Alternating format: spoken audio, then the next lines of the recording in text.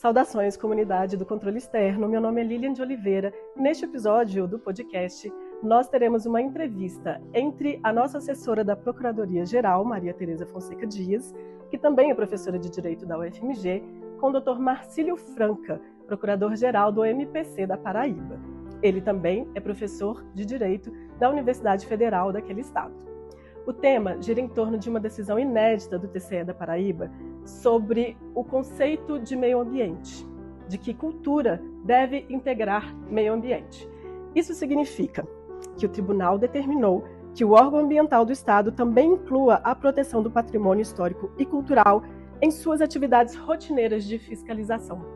Então, pega um café, pega um chá e vem acompanhar essa conversa com a gente.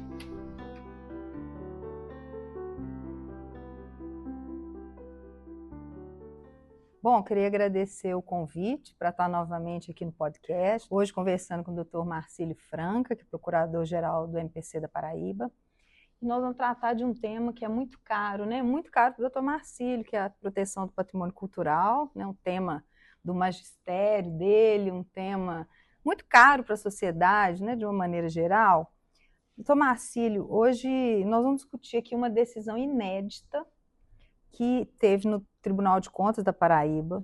Essa decisão, ela mudou a forma como o patrimônio cultural deve ser tratado nos licenciamentos ambientais da Paraíba. Então, eu queria começar essa nossa conversa, né, sobre a proteção do patrimônio cultural, falando um pouco sobre esse caso, como é que foi a representação, o que o senhor vê aí que foi assim, significativo nessa decisão, para a gente falar um pouquinho sobre o tema. Muito obrigada pela presença, é um prazer. Eu que agradeço o convite para participar aqui da conversa. Pois é, o Tribunal de Contas da Paraíba, ele, há cerca de um mês, ele decidiu, provocado pelo Ministério Público de Contas, que nos licenciamentos ambientais, o órgão estadual do meio ambiente também deveria avaliar as questões relativas a patrimônio cultural. Então, ao licenciar um empreendimento, uma obra, ele não iria mais apenas avaliar as questões de meio ambiente, mas também, eventualmente, como se daria a preservação de um bem tombado, de uma escavação arqueológica, de uma caverna, esse tipo de questão. Uhum. E eu vi nessa representação, inclusive no acórdão, na decisão, né, que está disponível aí para consulta, que houve ali um debate sobre o conceito de meio ambiente, né? Parece que havia uma resistência do órgão ambiental em aceitar que o patrimônio cultural também integrava esse conceito de meio ambiente. Então, eu queria entender como é que foi esse debate, como é que vocês conseguiram, né, reverter essa ideia e fazer com que houvesse uma mudança, enfim, né? De fato, esse conceito, digamos, mais amplo de meio ambiente, para ele englobar também o meio ambiente cultural, foi o ponto central da questão.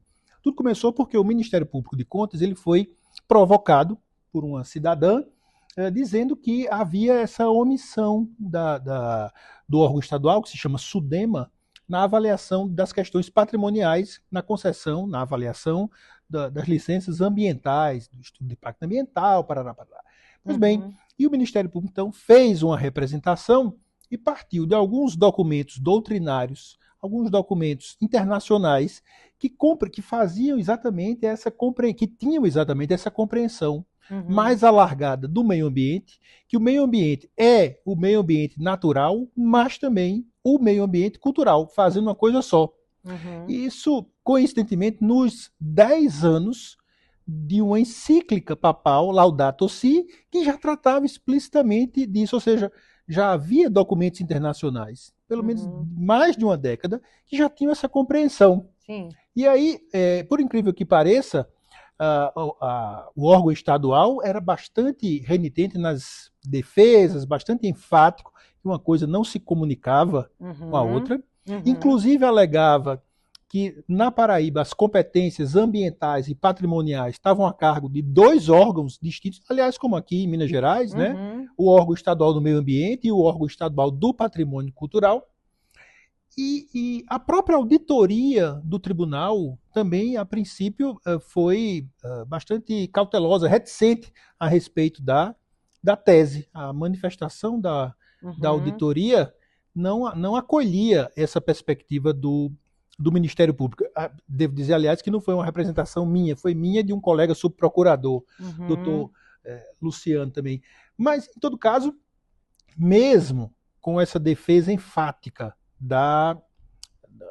do órgão estadual do meio ambiente, mesmo com essa posição contrária da autoridade, o tribunal acatou e, por unanimidade, decidiu não só que o Tribunal de Contas, que o órgão estadual do meio ambiente deveria analisar as questões do patrimônio cultural. Decidiu, deu um passo além, disse que o órgão estadual do meio ambiente deveria ter uma equipe adequada para avaliar essas questões, deveria utilizar as verbas do Fundo Estadual do Meio Ambiente para ações direcionadas à proteção do patrimônio cultural e, obviamente, deveria se adaptar às suas rotinas internas a essas questões. Por isso que a decisão ela teve esse impacto e foi tão inovadora, digamos assim.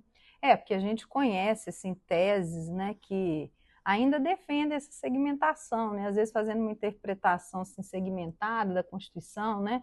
Porque a Constituição tem lá capítulos estanques, um para o meio ambiente, um para o patrimônio, para a cultura e patrimônio cultural, outro, enfim, para as áreas conexas, né? Você ainda entende que essa resistência se mostra, assim, diante do ineditismo, né? Não, eu devo reconhecer de fato que há essa reticência, digamos assim. Bom, mas o nosso entendimento, ele contava com apoios importantes também na doutrina.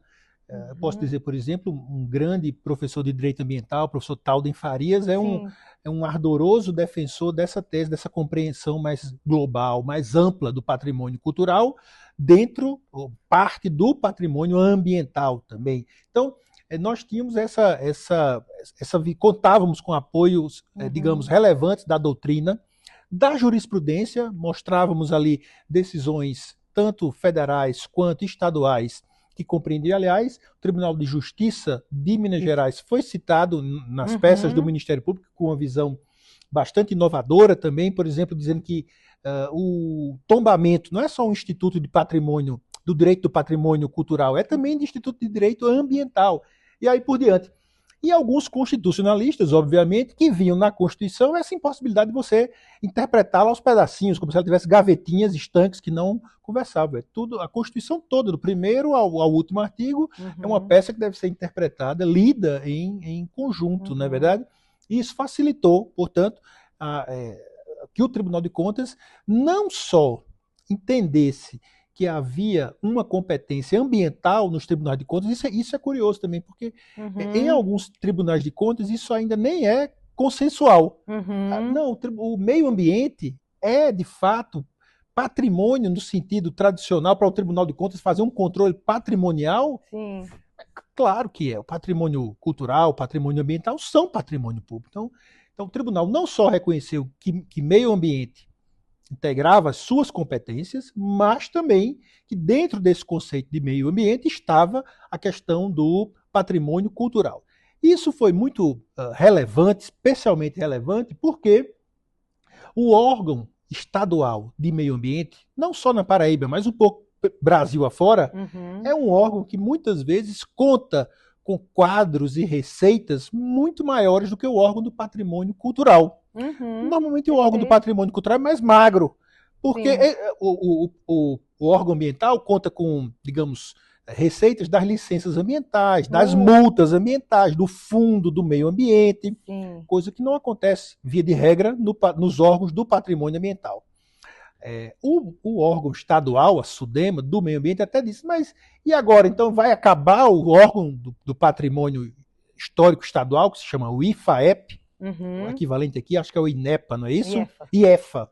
Pois bem, não, pelo contrário, a decisão do tribunal direciona-se a que esses órgãos caminhem juntos agora, que a política pública seja pensada a partir desses dois órgãos. Não é à toa, inclusive, que dentro do Conselho Estadual do Meio Ambiente há um representante do órgão do patrimônio cultural. O órgão estadual, o nosso IFAEP, tem uma cadeira dentro do Conselho Estadual do Meio Ambiente. Isso só reforça a tese de que essas duas áreas são áreas que dialogam, que estão juntas. É um conceito só, o meio ambiente. E pronto. Então, a gente pode concluir, assim, em síntese, né, que eu até faria uma pergunta, assim, dos efeitos para os órgãos de controle, mas o senhor pontuou muito bem, né? Eu acho que, assim, mostra que os órgãos de controle têm essa competência, né, sobretudo no âmbito do controle externo, né, que era um pouco refratário a isso, né? Acho que também direciona um pouco na esfera administrativa para evitar aquelas tramitações de processo, porque o que acabava acontecendo era que o órgão não se dava competente, o ambiental para o patrimônio cultural, e, na verdade, ficava aquela tramitação de uma série de processos e não fazia uma análise mais integrada, né? Eu acho que isso também pode ser um efeito, né, relacionado com uma nova visão, uma visão interdisciplinar, né, agregando todas essas áreas. Sem dúvida alguma. Né? E por falar em efeitos, eu acho que isso fica muito claro, por exemplo, quando nós percebemos como aquecimento global, elevação do nível dos oceanos tem impacto no patrimônio cultural. Por exemplo, o Nordeste inteiro tem igrejas à beira-mar, fortificações à beira-mar. Se por acaso eleva o nível dos oceanos, esse patrimônio cultural vai embora. Minas Gerais, por exemplo, enchentes cada vez mais frequentes, enchentes torrenciais, chuvas torrenciais, deslizamentos, obviamente vai ter impacto no patrimônio cultural, imensas igrejas barrocas, e também no patrimônio material. Se há enchentes, se há catástrofes ambientais, o congado não se reúne, o reisado não sai, o maracatu fica proibido de ensaiar, não é verdade? Então, o impacto é sobre o patrimônio cultural material e imaterial. Bom, acho que nós, né, trouxemos aqui as principais consequências, os efeitos dessa decisão, dessa visão inédita aí sobre o meio ambiente mais amplo, né? Queria dizer ao Dr. Marcílio se teria mais algo a acrescentar, deixar uma mensagem final para os nossos ouvintes telespectadores. Só o meu agradecimento de ser tão bem recebido por Minas Gerais todas as vezes. Aliás, a hospitalidade mineira é tão impressionante que ela se transforma em montanha, que abraça a gente tão bem, trata a gente tão bem. É sempre um prazer voltar a Belo Horizonte. Que ótimo, o prazer foi todo nosso, Dr. Marcílio, muito obrigada. Que conversa generosa tivemos aqui, não é mesmo? Passo para deixar uma atualização importante do Tribunal de Contas do Estado da Paraíba. Em 9 de julho, foi publicada uma notícia sobre uma reunião entre o TCE e a SUDEMA, que é a Superintendência de Administração do Meio Ambiente, para alinhar ações em torno da integração entre a proteção do patrimônio histórico e cultural e as ações de fiscalização ambiental. Essa articulação ocorre justamente após a decisão da segunda Câmara, proferida em 25 de junho, sobre a qual conversamos aqui com o Dr. Marcílio Franca, que concedeu o prazo de 90 dias úteis para que a SUDEMA incorpore de forma efetiva a proteção do patrimônio histórico e cultural em suas atividades rotineiras de fiscalização. Eu aproveito também para agradecer ao Dr. Marcílio Franca pela disponibilidade, uma viagem que foi feita de maneira muito breve aqui para Belo Horizonte, e ele disponibilizou o tempo exíguo dele para conversar conosco. Muito obrigada, Dr. Marcílio. Se você nos ouviu e nos assistiu até aqui, eu agradeço pela audiência e até a próxima.